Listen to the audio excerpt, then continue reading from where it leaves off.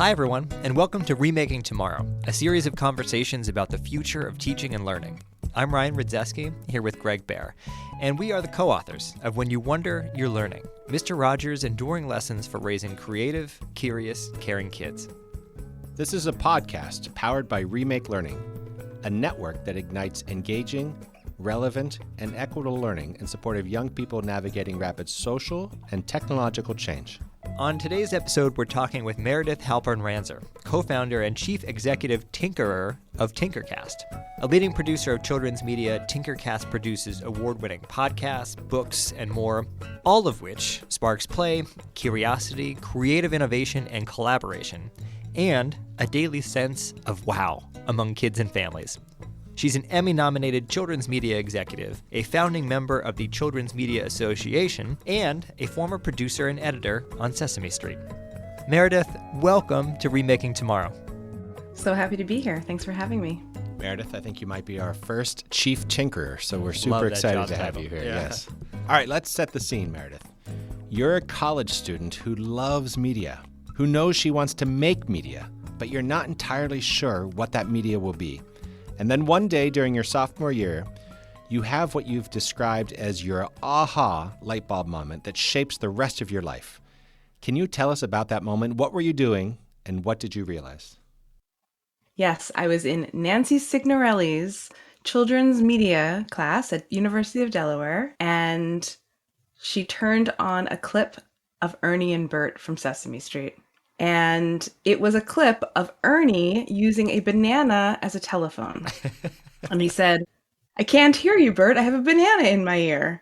And I had this flashback of me as a kid doing the exact same thing to my brother, putting a banana in my ear and saying, "I can't hear you. I have a banana in my ear." I actually thought I made it up. And so it was this aha moment of, oh my God, this inspired play in me as a kid. And it was so impactful.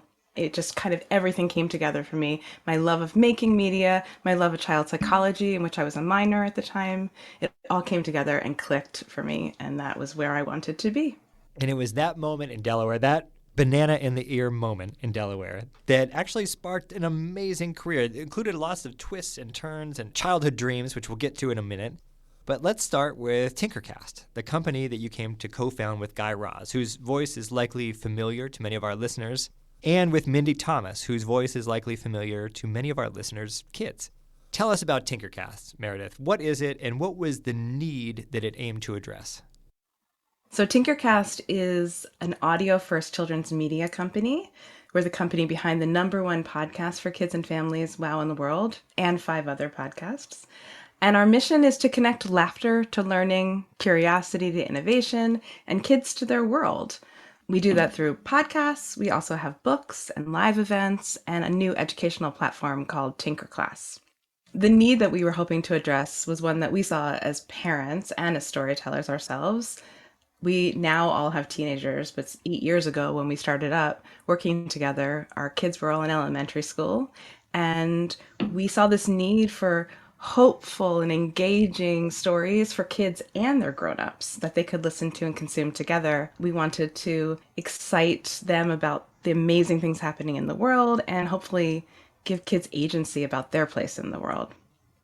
Ryan, Meredith said 5 podcasts. We've got at least 4 more platforms to explore. All right, so Meredith, Chief Tinkerer here. You mentioned this premier podcast, Wow in the World, which has been downloaded, we'll say trillions, gazillions of people have listened to this. So many that you have superfans, and these superfans even have a name, Wowzers. So what is it about Tinkercast's programming that generates so much enthusiasm? I think what makes this program, Wow in the World, so special to them is that it is a program that brings people together. So they are listening with their parents. Over 90% of our audience is listening as a family together. And then it's sparking conversations and play and engagement in something larger. And so I think we're tapping into something that there's not much media out there that parents and kids are consuming together. And especially not this kind of playful, funny media that we make. Sometimes, Meredith, when people ask us about Fred Rogers and how he created Mr. Rogers' Neighborhood, we often tell this story of when we were researching our book, we went to the Fred Rogers archive, and it's this completely unremarkable sort of office room, fluorescent lights and lots of boxes. But in those boxes are 50 years worth of correspondence, things that kids and their families, letters that they mailed to Fred Rogers. At the peak of his career, he was replying to 50 to 100 letters a day. And that was our first inkling that Mr. Rogers' Neighborhood, this television program, even though it's a one-way medium, was actually a conversation. And what I love about what Tinkercast is doing is that in many ways you're doing the same thing. Podcasts, of course, they speak one way. They speak to kids and families. But you found a way to make it a conversation as well. You've even set up a voicemail system that your listeners can call into. They can share facts and ideas. That system, correct me if I'm wrong, gets more than 1,500 calls a year. And kids write you by snail mail, too, to tell you about their inventions and their ideas. I'm just wondering, can you tell us about some of the things that kids are sharing with you? What are they thinking about? What are they dreaming up? And then how do those things then inform Tinkercast's podcasts? We've had over 15,000 calls into our voicemail system since we launched in 2017. And those messages are of kids sharing what makes them say wow. So the Wow in the World podcast takes a real peer-reviewed scientific research study and creates this narrative cartoon for the ear around something, a real wow in the world. At the end, we ask kids, tell us what's wowing you. There are so many different wows that we've heard from kids over the years, and they're so different depending on the kid and what interests them. But what's exciting to us is they're sharing what they're sparked by. And so they're calling in weekly and sharing things that they know, like they want to tell us what they know. One of the most amazing wow facts that our callers have called in with is one of our wowzers shared the fact that chickens can live 18 months without a head. I had no idea that was true, but we have a fact checker on staff, Jess Bodie, call out to her, and she checked it and it's true. And all of our thousands of calls that we have gotten from kids over the years, we fact checked and we are wowed by what they tell us and what they know. And when we have live events, kids will, as soon as they have an opportunity to talk to Guy and Mindy, the first thing a lot of them say is something that their wow fact, something that they want to share that made them say wow. So, Meredith, you just mentioned live theater shows. Those wowzers are not only listening to podcasts, but they're showing up in shows that you're hosting in cities across this country. They are reading books that you've launched, a whole series of best-selling books. And teachers, those grown-ups in kids' lives, are using Tinkercast in their classrooms. So tell us about that. How does Tinkercast work in a school setting? Yes, so from the very beginning of launching Wow in the World, teachers were recognizing that this was an engaging show and also really educational and could help them in their classroom. So they were bringing in the podcast in classroom, and we were really inspired by that.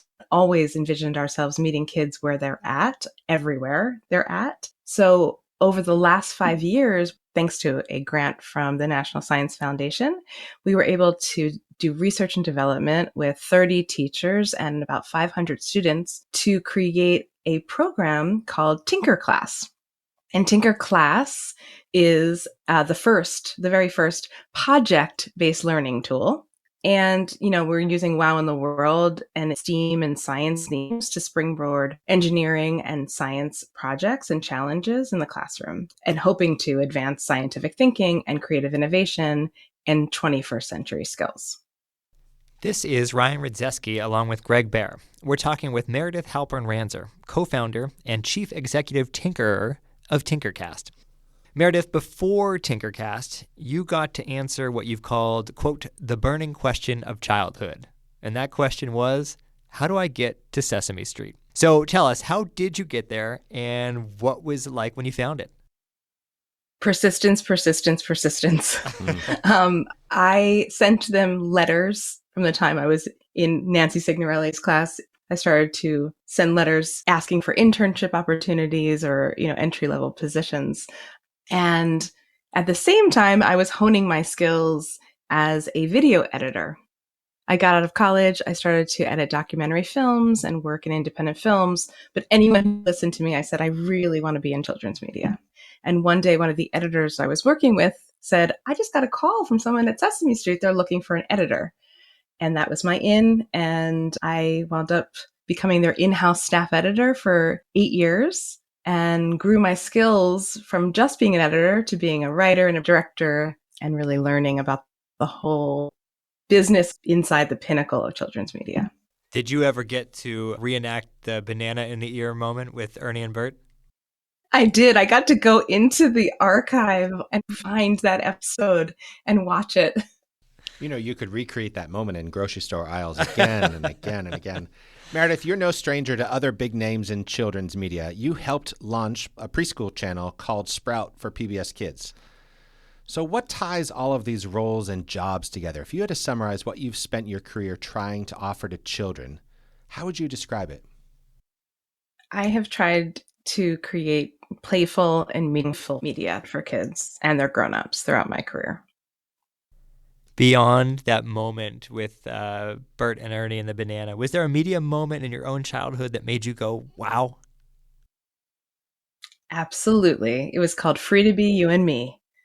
And it was a record, my first record, that I used to play on my little Fisher-Price record player.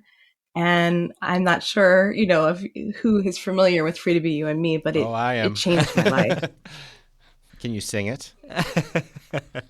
I don't know if you want me to sing it, but I can sing every single word. I can also recite all of the fake ads that they had and all of the skits that they had over and over again. And it was messages breaking down stereotypes and hope for a new generation. And it was so inspiring to me that I knew deep down, even before I got to University of Delaware and went into that class, I knew deep down that this is something I wanted to be a part of. You know, Meredith, some of our listeners right now, that album is playing in their heads. And some of our listeners are saying, what on earth are they talking about? That's me. That's me. Although I did have a Fisher-Price turntable. Absolutely. Meredith, you've continued to seek all sorts of wow moments as an adult, as we all should. Can you tell us about Shoshana? Oh my goodness. I'm so glad you asked about Shoshana. This is the first interview I've ever done where I've been asked about Shoshana. Shoshana is my camper van. My husband and I bought a camper van over the pandemic.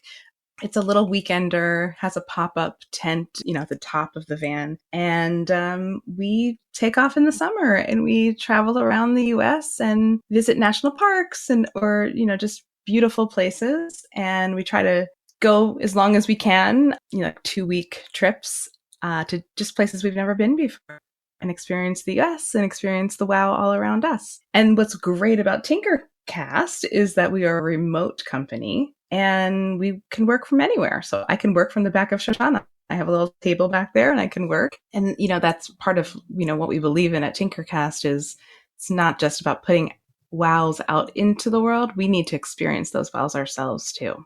We've been doing this thing on the show called the Remaking Tomorrow Lightning Round. So I'm just going to ask you a couple of quick rapid-fire questions.